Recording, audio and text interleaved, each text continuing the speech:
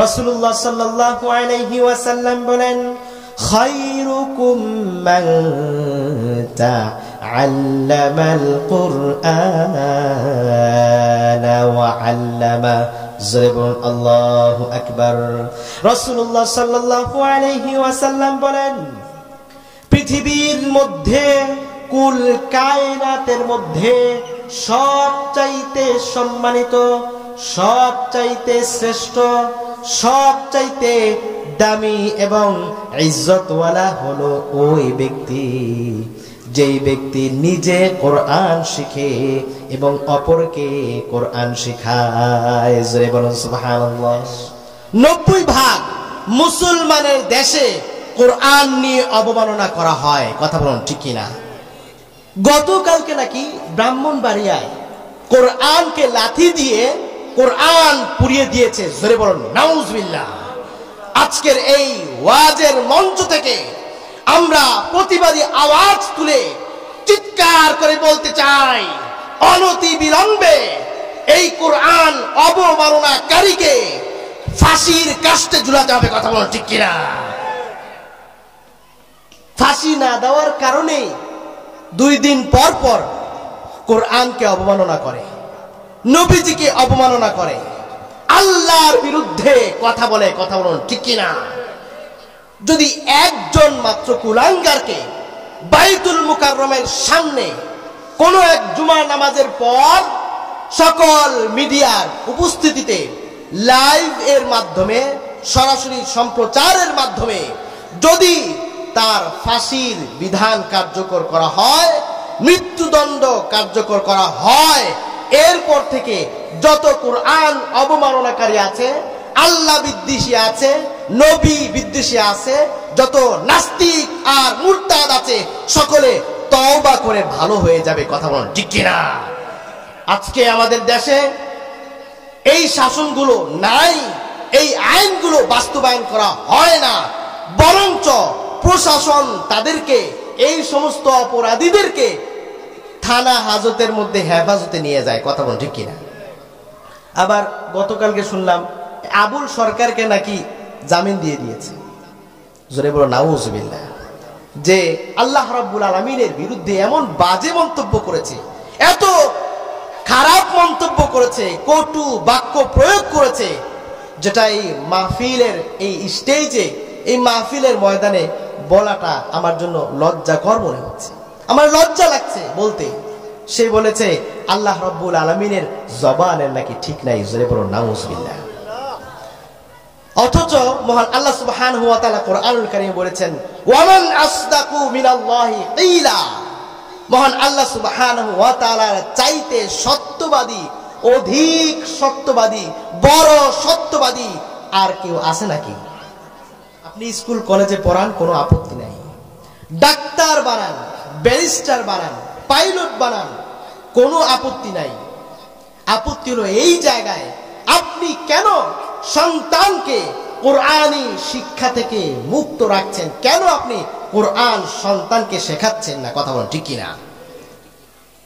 যদি আপনি মাদ্রাসায় আপনার সন্তানের যখন পড়ালেখার বয়স শুরু হয়ে যায়, 5 বছর অথবা 6 বছর, তখন আপনার জন্য করণীয় হলো তার প্রাথমিক শিক্ষাটা কোরআনুল কারীম থেকে প্রদান করা। 2 বছর 3 বছর যদি মাদ্রাসায় আপনি পড়াশোনা করান, ইনশাআল্লাহ সে সহিহ শুদ্ধভাবে কোরআন পড়তে জানবে এবং মাসআলা মাসাইল ফরজ যে ইলম আছে অতটুকু সে অর্জন করবে। রাসূলুল্লাহ সাল্লাল্লাহু আলাইহি ওয়াসাল্লামের হাদিস, সহিহ আল জামি' এর 6610 নম্বর হাদিস। রাসূলুল্লাহ সাল্লাল্লাহু আলাইহি ওয়াসাল্লাম বলেন, মান ক্বারাআল কুরআন ওয়া তাআল্লামাহু ওয়া আমিলা বিহি উলবিসা ওয়ালিদাহু তাজান ইয়াউমাল কিয়ামাহ যাউহু মিন যাউইশ শামসি। জোরে বলুন আল্লাহু আকবার। কাল হাসরের ময়দানে হাফেজে কোরআনের বাবা মাকে এমন একটি তাজ পরানো হবে, যেই তাজ আর মুকুটের আলো সূর্যের আলোকের চাইতে বেশি সম্মানিত হবে। জোরে বলুন সুবহানাল্লাহ। এত বেশি সম্মান মহান আল্লাহ সুবহানাহু ওয়া তাআলা হাফেজে কোরআনের পিতা মাতাকে প্রদান করবেন। চিন্তা করুন, এতটুক প্রাথমিক ধর্মীয় জ্ঞান যদি না থাকে তাহলে সে যত বড় ডাক্তার হোক না কেন, ডাক্তার নামে ডাকাত তৈরি হবে। কথা বল ঠিক কিনা? বিশাল বড় ডাক্তার, শুধুমাত্র মাথা ব্যথা হয়েছে অথবা পেট ব্যথা হয়েছে, কোনো মতো একটু চেক করে আইসিইউতে ভর্তি করা লাখ টাকা বিল করে দেয়। এইরকম হসপিটাল আর ডাক্তার বাংলাদেশে আছে না নাই? আরো জোরে বলতে হবে, আছে না নাই? আপনি যদি আপনার সন্তানকে প্রাথমিক শিক্ষাটা কোরআন থেকে প্রদান করেন, তাহলে যত বড় ইঞ্জিনিয়ার সন্তানকে বানান না কেন, রটের পরিবর্তে কখনো বাঁশ দিবে না। কথা বলুন ঠিক কিনা? আপনার বৃদ্ধ বয়সে কষ্ট করা লাগবে না। যত উচ্চ শিক্ষিত বানান না কেন, জেনারেল শিক্ষায় শিক্ষিত করেন না কেন, কোরআনুল কারীমের প্রাথমিক জ্ঞানটা যদি তাকে প্রদান করতে পারেন, তাহলে বৃদ্ধ বয়সে আপনাকে বৃদ্ধাশ্রমে যাওয়া লাগবে না। জোরে বলুন সুবহানাল্লাহ।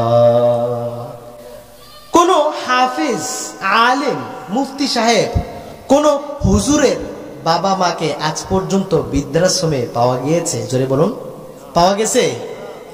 যত বড় পাইলট, উচ্চ শিক্ষিত আর অনেক ডিগ্রিধারী, জেনারেল শিক্ষায় শিক্ষিত, তাদের বাবা মা একমাত্র বৃদ্ধাশ্রমে যায়। কথা বলুন ঠিক কিনা? হুজুরদের বাবা মা তারা অনেক বেশি খেদমত পায়, যখন বৃদ্ধ হয়ে যায় খেদমতের পরিমাণটা আরো বেশি পরিমাণে বেড়ে যায়। জোরে বলুন সুবহানাল্লাহ।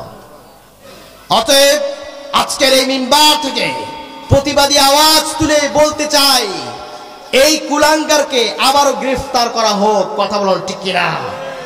এই বাউল শিল্পী আবুল সরকারকে অনতি বিলম্বে ফাঁসির কাস্টে ঝুলাতে হবে। কথা বলুন ঠিক কিনা?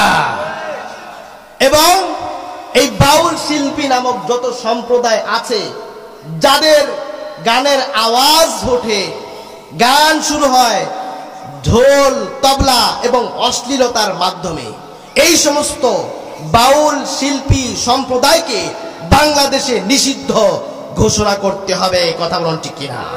গিলাফ, এই গিলাফটা যদি পায়ের সাথে টাচ লাগে, কোনো ধরনের বেয়াদবি হয়ে যায়, তাহলে আমরা সাথে সাথে চুমু খাই কি খাই না?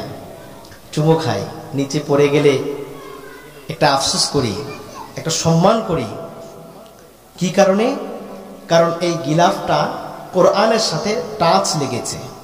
এই জন্য এই গিলাফের দাম সারা পৃথিবীর যত দামি কাপড় আছে সমস্ত দামি কাপড়ের থেকে বেশি মর্যাদাবান আর সম্মানিত মহান আল্লাহ সুবহানাহু ওয়া তাআলা করে দিয়েছেন। জোরে বলুন সুবহানাল্লাহ। অথচ বাড়িতে কত দামি দামি কাপড় আছে, কত দামি শাড়ি আছে, 10,000, 15,000, 20,000 টাকার দামের শাড়ি আছে, অথবা দামি দামি কোট প্যান্ট এবং স্যুট আছে। এগুলোর সাথে যদি পায়ের টাচ লাগে, তাহলে 100 বারও যদি টাচ লাগে, তাহলে একবারের জন্য চুমু খাই নাকি? একবারের জন্য চুমু খাই না। কিন্তু সামান্য কাপড়ের টুকরা কোরআনের সাথে লাগার কারণে এর নাম গিলাফ হয়ে গিয়েছে এবং এর সম্মান পৃথিবীর সমস্ত কাপড়ের চাইতে বেশি হয়ে গিয়েছে। জোরে বলুন সুবহানাল্লাহ। ঠিক তেমনি ভাবে সামান্য একটি কাঠের টুকরা, যেই কাঠের টুকরার উপরে আমরা কোরআন রাখি, সেই কাঠের টুকরাটির নাম কি? রেহাল।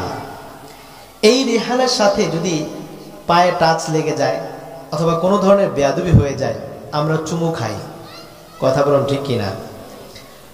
অথচ বাড়িতে কত দামি দামি লক্ষ লক্ষ টাকার ফার্নিচার আছে, দামি সোফা সেট আছে, খাট পালং আছে, ড্রেসিং টেবিল আছে, ডাইনিং টেবিল আছে, কত দামি দামি ফার্নিচার আছে। যদি 112 পায়ে টাচ লাগে, পায়ের সাথে যদি লাথি লাগে, তাহলে একবারের জন্য আমরা চুমু খাই নাকি? খাই না। কিন্তু সামান্য একটি কাঠের টুকরা কোরআনের সাথে টাচ লাগার কারণে এর দাম বাড়িয়ে দিয়েছেন কে?